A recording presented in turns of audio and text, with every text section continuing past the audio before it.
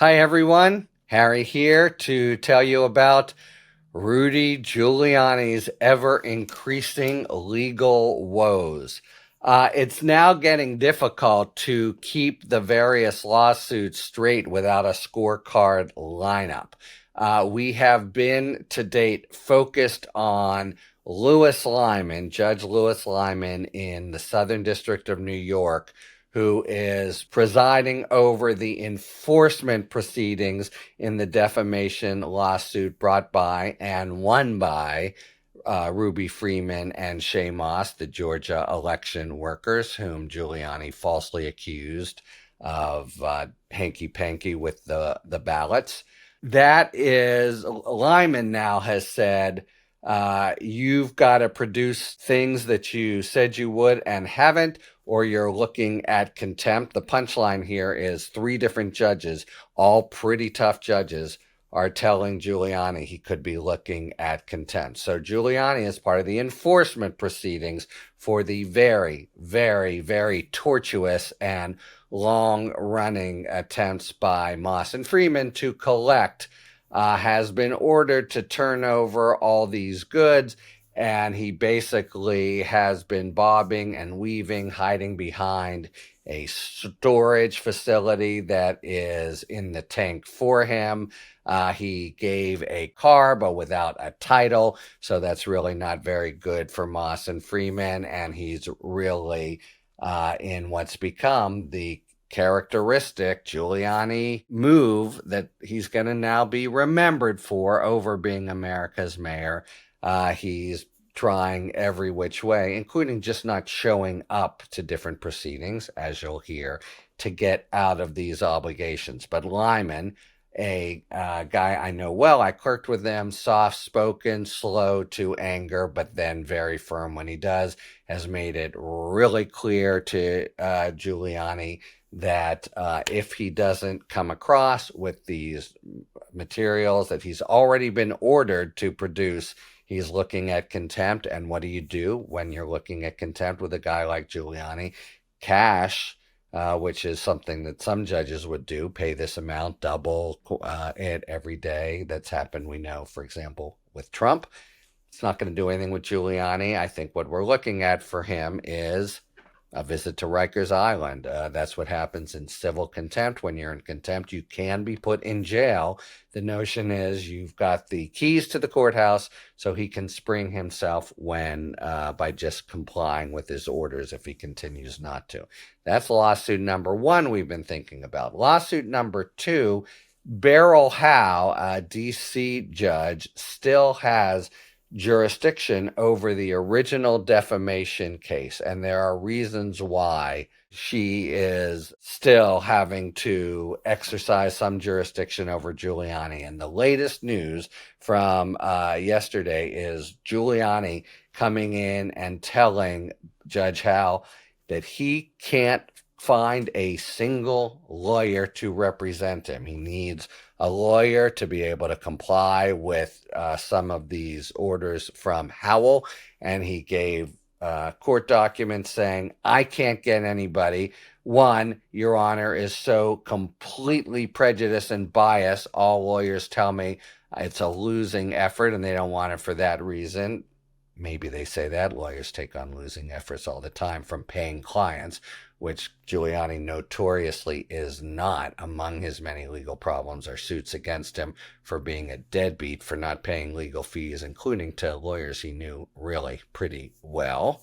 And then second, he says, and this probably is accurate, he goes to a firm. He says to his old buddy at that firm, hey, Tom, can you represent me? Oh, by the way, maybe for free, or I'll bring you on my podcast. You know, what else can he do? Tom goes to, I'm just making this up, of course, general counsel, a firm, who says, I don't think so, because our other partners and our big clients will not like it. They don't want us to touch Giuliani with a 10-foot pole. He's got this terrible, he's got both Trump stink all over him, but even more putrid, I think, is Rudy stink from just the very erratic, crazy, and absolutely unabashedly false, lying, mendacious conduct that Giuliani has done. So he can't get himself a lawyer, or so he says. There are things that happen when you can't get a lawyer, even civil court, and we'll see what Howell does. One thing she can do is order somebody. There's a cadre of folks who are sort of around to serve at the court's pleasure, or at least they do. That's part of what they do. And when Judge Howell makes a phone call, can you please take on Rudy Giuliani as a client, they salute and say yes, even if it's the last thing they want to do. But that's on, this original case that's still where he is still having to be around for cleanup proceedings, and Giuliani writes, "We've spoken to 4 attorneys, and each attorney has declined to handle this matter." And then he says, "because they believe Your Honor is unreasonable and biased about Trump-related matters." We'll see about that, but it's not going to fly at all as a reason for not having a lawyer. Okay. And recall, of course, that back in Judge Lyman's courtroom, his counsel have petitioned to get out of it, which is something you do only with good cause, but they've shown it, and we've got a new lawyer coming in. All right, then we got a third situation that came up yesterday that I at least want to explain.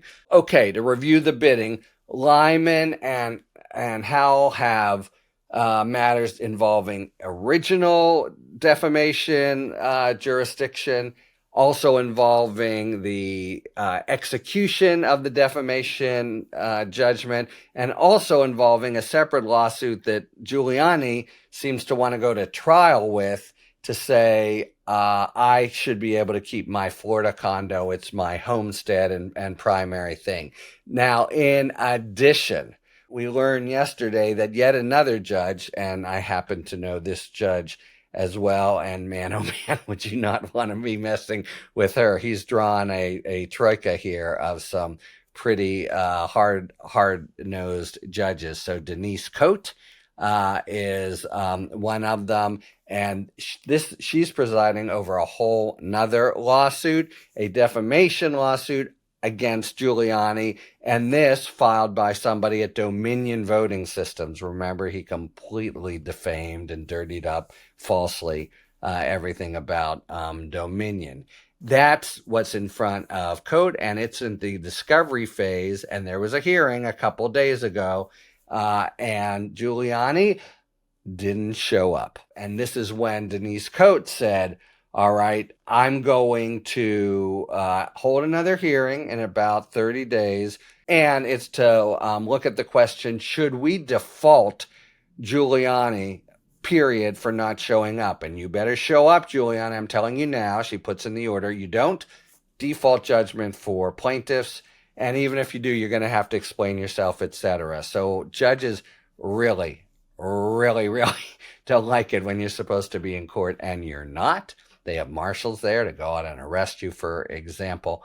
And now a third judge in a different lawsuit, Denise Cote, is really pissed at Rudy Giuliani, ready to simply declare a plaintiff's verdict for the Dominion voting people who have sued him. So now he's got Denise Cote show up, and you're going to have to show me why they don't get a default judgment. And of course, if you don't show up, they will.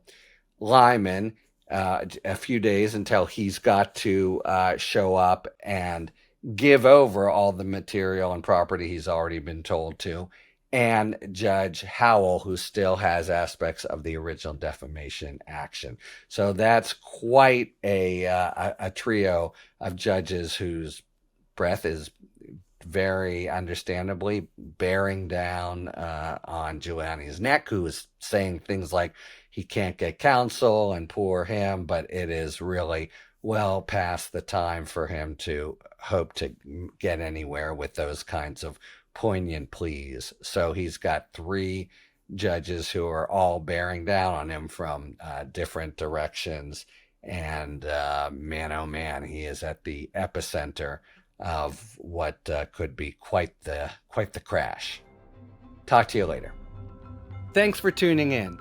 If you enjoyed this video and other Talking Feds content, please take a second to like and subscribe. Talk to you later.